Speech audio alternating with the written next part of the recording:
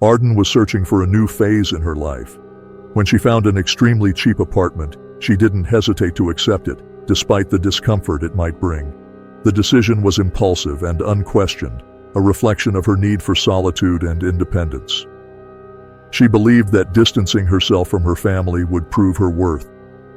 When she moved in, the process was lonely. Arden chose not to ask for help from anyone, driven by pride and a desire to remain isolated. Her new life was beginning in a place where she knew no one, and her apartment seemed like the perfect spot for the fresh start she craved.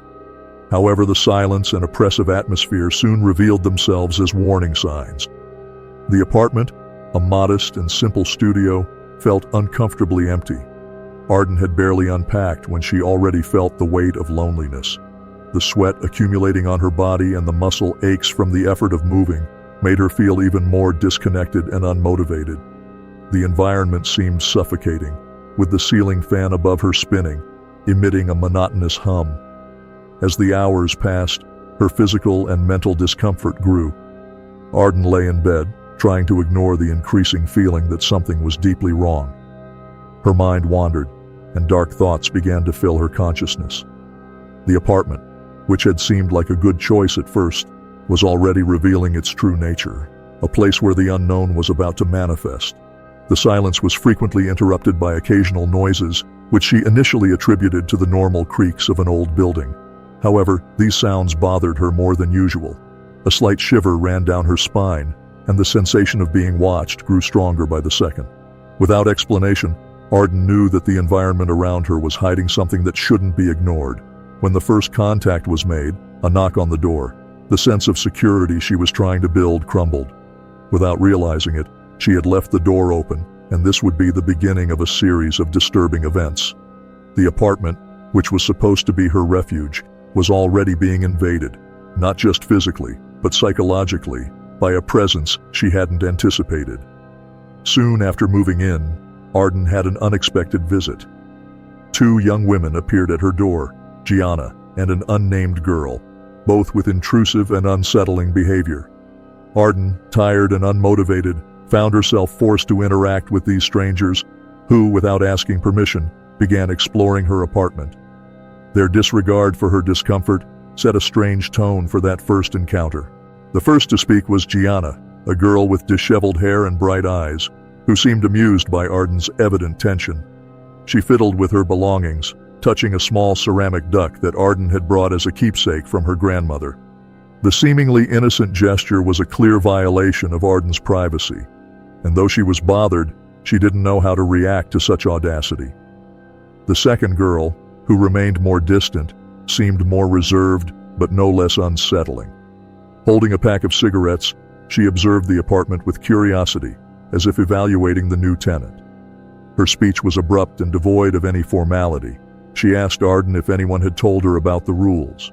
The question, which initially seemed vague, planted the first seed of fear. Arden, still trying to make sense of what was happening, responded briefly and directly, hoping it was just a joke. However, the tone of the conversation shifted when Gianna casually mentioned that something happened every night in the building. People walked down the street screaming for help, and the most important rule was, don't interfere. This revelation hit Arden like a bomb. The possibility that it could be true left her bewildered. The girls spoke with such naturalness about what happened every night that it was hard to believe it was just a joke. The mood immediately changed, and Arden felt a chill run down her spine, though she tried to remain calm. As the two girls left the apartment, they promised to return later to show her what happened. Arden, alone once again, tried to process the disturbing conversation. Was it all just a big joke to scare newcomers, or was there something far more sinister happening on that street? The uncertainty gnawed at her, and the apartment's silence, which once felt simply lonely, now carried a dark and menacing weight. The rules were revealed in a cryptic yet direct manner. Every night, someone walks down the street screaming for help. The main rule for residents is that, under no circumstances, should they interfere. These figures cry for help desperately, but any attempt to assist could result in unknown and terrible consequences. This was what Gianna and the other girl tried to make clear to Arden. Arden's initial reaction was disbelief. She refused to believe something so absurd and macabre. The two girls seemed to be playing a prank or participating in some sort of local hazing to scare new tenants. However, the way they spoke about the rules didn't carry any irony or playfulness. There was a somber seriousness in their words. Gianna, always with an enigmatic smile, spoke about what happened to those who tried to break the rules. The mention that no one knew what really happened to those who tried to help the figures outside only fueled the growing sense of dread within Arden. The uncertainty was worse than any direct answer. The fear of the unknown began to consume her. The rules were unspoken, but clearly known by all the young residents of the building. The fact that none of them dared to break them showed how real and frightening the risk was. Even so, Arden couldn't understand how something so bizarre and terrifying could be happening there, in broad daylight, without the outside world knowing.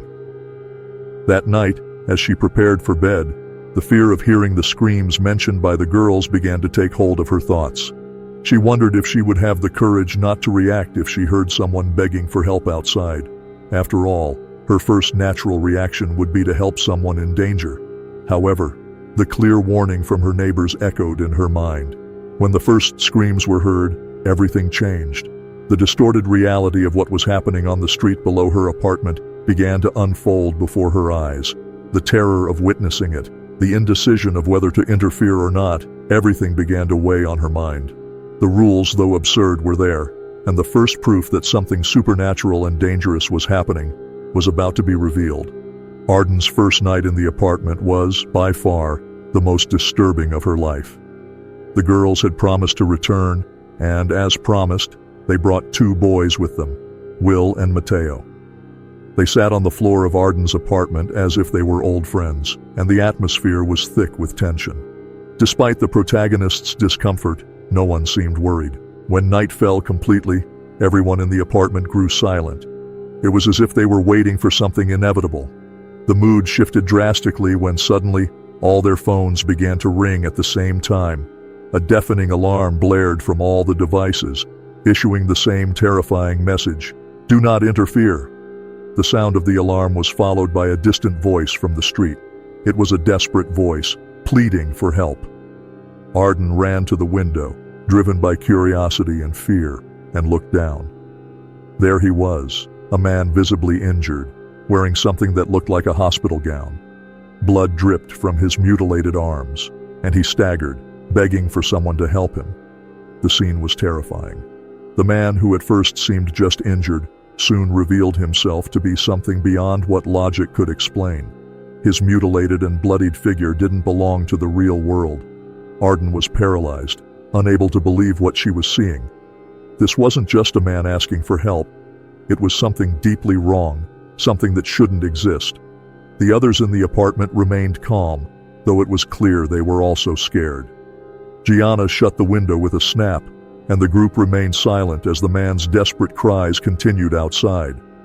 Arden, still trembling, tried to make sense of what was happening, but there was no logical explanation for it. The experience of that first night left a deep mark on Arden's mind. She had seen with her own eyes what the girls had mentioned before. The reality of what was happening on that street was far more terrifying than she could ever have imagined. And worse, it seemed like just the beginning of something much darker and incomprehensible. As time passed, Arden began to understand more about the mystery surrounding the nightly screams. Every night, without fail, a different figure appeared on the street, crying for help. Sometimes it was a man, other times a woman. On some nights the figures seemed more human, on others, less so. But the constant was the despair in their voices and the warning of the rules. No one should help. The screams varied in intensity, but they always conveyed a deep sense of terror and urgency. Arden began to realize that no matter how human or innocent the figure seemed, there was something fundamentally wrong with all of them. They weren't normal people seeking rescue. They were something different, something darker and unknown. What made the situation even more distressing was the fact that the screams were perfectly audible, yet no one on the street or in the surrounding buildings seemed to react. The other residents, both Arden's neighbors and those in other buildings, completely ignored the nighttime chaos. It was as if everyone already knew what was happening and simply chose not to get involved. Arden spent sleepless nights trying to find a rational explanation for what was happening. She considered the possibility of hallucinations, perhaps something related to the stress of moving. But every time the screams began, it was too real to be just a figment of her mind. The truth was that she was trapped in something much bigger and more dangerous than she had anticipated. Over time, the repetition of the appearances began to erode Arden's sanity. She began to anticipate the screams before they even started. The phone alarm became a warning sign that made her heart race. Each time the phone buzzed, she knew something terrible was about to happen. But the worst part was the uncertainty of what would happen if someone broke the rules. The mystery of the screams had no obvious explanation. Each night brought a new figure, a new story of pain and suffering. But the one constant was the unbreakable rule: don't interfere. And although she still had doubts about the truth of that rule, something deep inside her kept her from acting. The fear of the unknown was greater than her compassion for those who screamed for help. As Arden spent more time in her new building, she began to know the other residents better. Gianna, with her bold behavior and conspiracy theories, was one of the first to approach. Always with a cigarette between her fingers and an air of knowing more than she let on, she was both frightening and intriguing. Gianna was always ready to talk about the rules and the oddities surrounding the building.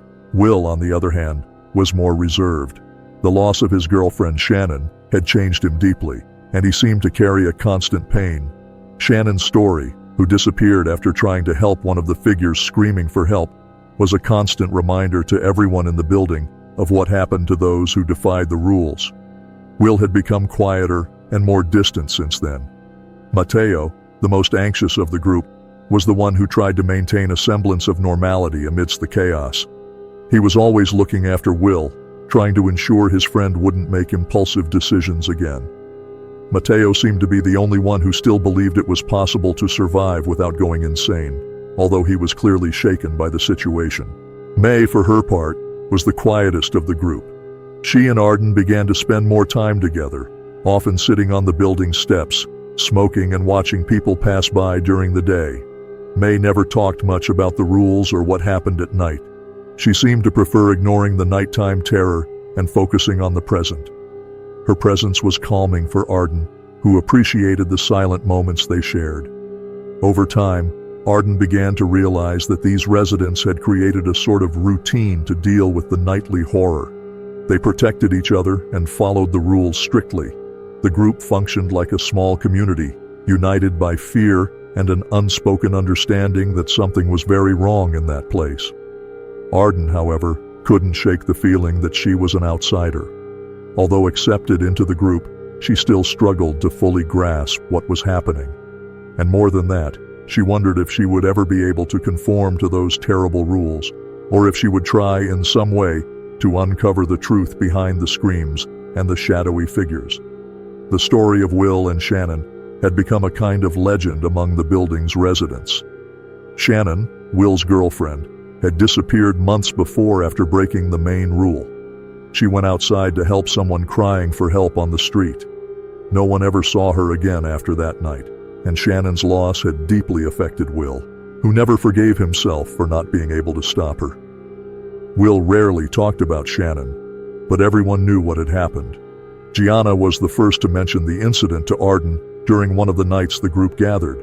She recounted how Shannon had become disturbed by the screams, and despite the group's attempts to stop her, ran out the door toward the street.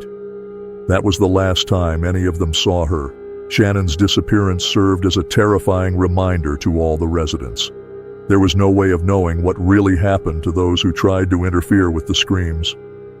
Will believed that something terrible had happened to her, but at the same time, he couldn't shake the idea that Shannon was still out there somehow, perhaps in a state between life and death.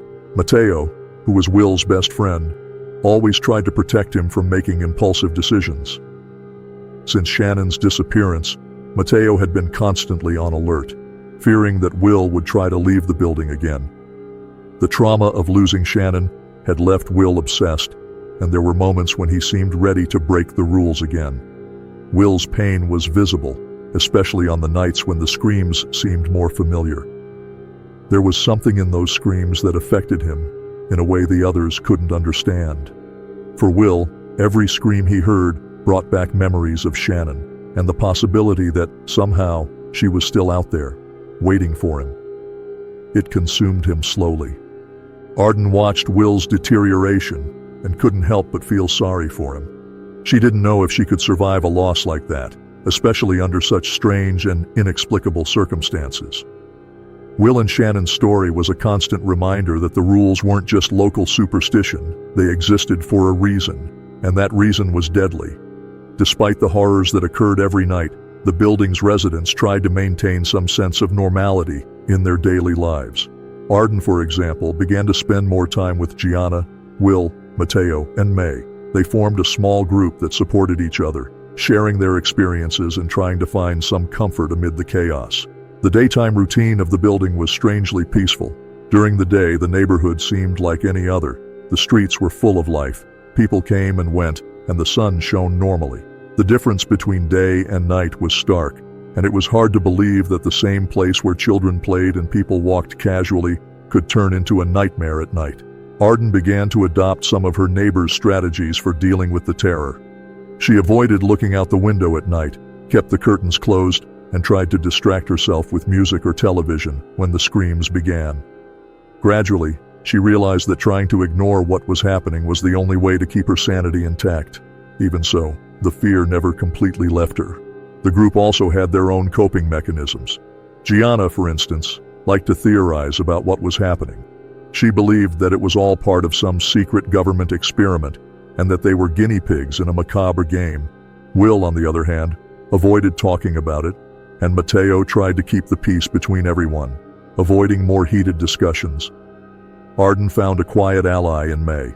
The two spent hours sitting on the building steps, smoking and talking about trivial things. May was a reserved person and rarely talked about the nighttime events. However, her presence brought a sense of comfort to Arden, who appreciated the company without the need to discuss the horrors they both faced at night.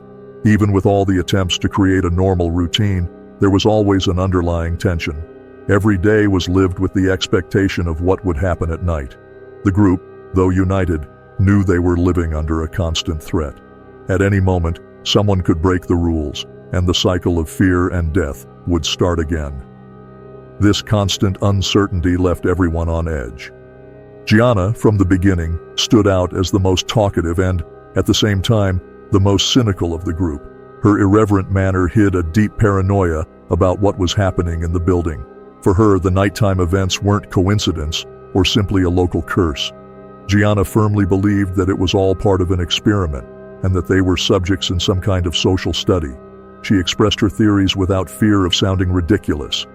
According to Gianna, the building they lived in was inhabited only by young adults, as if all of them had been carefully chosen to live there. She believed they had been categorized in some way, divided by age groups. The young lived in their building, while middle-aged families occupied the building next door, and elderly people lived in the building across the street. This division of residents was, for her, a clear indication that they were being watched. Gianna believed there were hidden cameras everywhere, monitoring their movements and reactions. The fact that no one could leave the building without signing a confidentiality agreement reinforced her belief that they were trapped in a controlled experiment by invisible forces. Will and Mateo, although uncomfortable with Gianna's theories, rarely confronted her. They knew that despite her conspiratorial tone, something was very wrong in that place. Arden, however, oscillated between believing and dismissing Gianna's ideas as mere paranoia. There was something convincing about how she connected the dots, but it was hard to accept such an extreme theory without concrete proof. Gianna also had her own assumptions about the figures that cried for help every night. She believed they weren't just victims or lost souls, but part of some sort of psychological test. Perhaps they were people who had once lived in the building, or even former participants in the experiment, now condemned to wander the streets as part of the game. Gianna's paranoia, though unsettling, began to affect everyone in subtle ways. Arden noticed that the longer she stayed in that place, the more she too began to doubt everything. Were they really guinea pigs in something bigger? Or was it all just a manifestation of collective fear? Gianna's theories planted more doubts than answers, but they couldn't be completely dismissed. One of the group's attempts to maintain some normalcy was to celebrate small events, like birthdays. When May's birthday arrived, Gianna decided to organize a night out to celebrate. The idea was to have a small party in the apartment, and then go to a few bars in the city. Although everyone was aware of the danger that the nights represented, they decided to take the risk to try and escape their stifling routine. The party in the apartment was lively, filled with laughter and jokes, as if the group were trying to forget about the rules that governed their lives at night. Gianna brought an improvised chocolate cake, and everyone sang happy birthday to May, who pretended to hate the fuss. Despite the light-hearted atmosphere, there was an unspoken tension. Everyone knew that the later they stayed out, the greater the risk of something going wrong. After eating the cake and taking a few shots, the group decided it was time to go out. They crammed into Mateo's car and headed into the city, listening to loud music and laughing along the way. Arden, though usually more introverted, began to relax and have fun. For a brief moment, she completely forgot about the nighttime horrors that awaited them back at the building. At the bars, the group drank, danced, and took photos in an old photo booth. They seemed to be enjoying the night to the fullest, as if trying to make up for the time they spent trapped by the dark rules of their usual routine. Arden, who was never much of a partygoer, found herself laughing and having fun with the others, feeling like, for a few hours, she could just be a normal young woman. However, as the night wore on, the worry began to creep back in. The group realized it was already too late. The alarm, which usually went off on their phones before midnight, had yet to sound. Will, visibly tense, was the first to notice the time on the clock. He knew they were racing against time. They needed to get back before it was too late. The mood in the car on the way back was entirely different from the ride there. The music was low and everyone was silent. The weight of the situation began to settle over them again. Even after the fun of the night, the grim reality of what could happen if they didn't return in time hung over their heads. The tension was palpable, and everyone knew there was no room for mistakes. As they drove back to the building, the tension increased with each passing mile. Will, who had already been emotionally shaken since Shannon's disappearance, seemed even more disturbed than usual. The group felt the atmosphere change when their phones started ringing again. The warning, "Do not interfere," flashed on everyone's screens, and terror immediately took hold in the car. What they saw in the distance froze them all. A figure was walking down the middle of the street towards the car. It was a woman, dressed in a blood-stained white nightgown. Her steps were unsteady and hesitant, as if she was in agony. At first, she seemed like just another of the figures they had seen so many times before. But for Will, it was different. Will immediately recognized the woman. For him, that was Shannon, his missing girlfriend. The shock washed over his face, and he began to mutter her name repeatedly, as if he couldn't believe what he was seeing. Mateo and the others tried to convince him that it wasn't her, that it was just another illusion, another trap. But Will was determined. He had to help her. The tension in the car reached its peak when Will opened the door and got out. Gianna screamed for him to come back, and Mateo tried to pull him back, but Will was determined. He walked towards the figure, ignoring all the warnings and rules they had followed until then. The figure, who had seemed lost before, now turned directly towards him, as if knowing he had broken the rule. The woman screamed, a horrible sound that echoed through the empty street. Her face was deformed, and her eyes had been gouged out, leaving only bloody holes. But still, she spoke to Will in a familiar voice, begging for help. Terror spread through the group as they watched Will approach that horrific thing, and before they could do anything, he disappeared. The group, panicked, fled back to the building, leaving Will behind. Guilt and fear consumed them, but they knew there was nothing more they could do. Will had broken the rules, and now he was part of the dark mystery that haunted the building. They returned to their lives, but Will's disappearance haunted each of them, especially Arden, who wondered just how far the limits of that horror went. After Will's disappearance, the group was deeply shaken. No one spoke about what had happened, but the silence was deafening. Will's absence was felt in every moment, and the fear that something worse was yet to come loomed over them like a dark cloud. Arden, who was already deeply scared by the previous events, began to question whether she could continue living in that place. From that night on, things changed. The group, once united, began to drift apart. Gianna continued with her conspiracy theories, trying to find a logical explanation for what had happened. Matteo, who had always been the most pragmatic, was in a state of shock. He blamed himself for not being able to stop Will from getting out of the car that fateful night. The guilt consumed each of them in different ways, but Matteo seemed the most affected. He spent his days in silence, lost in dark thoughts, and no longer had the same energy as before. May, on the other hand, became even more withdrawn. If she had been reserved before, now she seemed to live in a constant state of alert. She and Arden spoke less, and the moments of tranquility they had shared began to fade. Will's tragedy was always present, like an invisible specter hanging over every conversation, every thought. No one dared to speak of him directly, but they all knew that his absence was a constant reminder that anyone could be the next victim. Arden began to seriously consider the idea of leaving the building. The recent events had become unbearable for her. The rules, once vague and mysterious, were now a concrete prison that held her captive in a terror she could barely comprehend. Will's disappearance only reinforced the fact that there was no salvation in that place. No one knew what really happened to those who broke the rules, but the idea of joining those macabre figures that roamed the street was more terrifying than she could imagine. The silence among the group became unbearable. Everyone dealt with the trauma in different ways, but the distance was inevitable. Conversations dwindled, gatherings became rare, and the sense of isolation grew day by day. Arden, who had once found comfort in the presence of others, now found herself increasingly alone, surrounded by her own fears. The building, which had once seemed like a refuge at first, was now a psychological prison, surrounded by mysteries and unbreakable rules. Then, on a random night, Arden heard something that made her freeze. She was lying in bed, trying to sleep, when the familiar sound of the screams began again. But this time, the voice was different. It was closer, more personal. She sat up, her heart racing, and then she heard it clearly. It was Will's voice.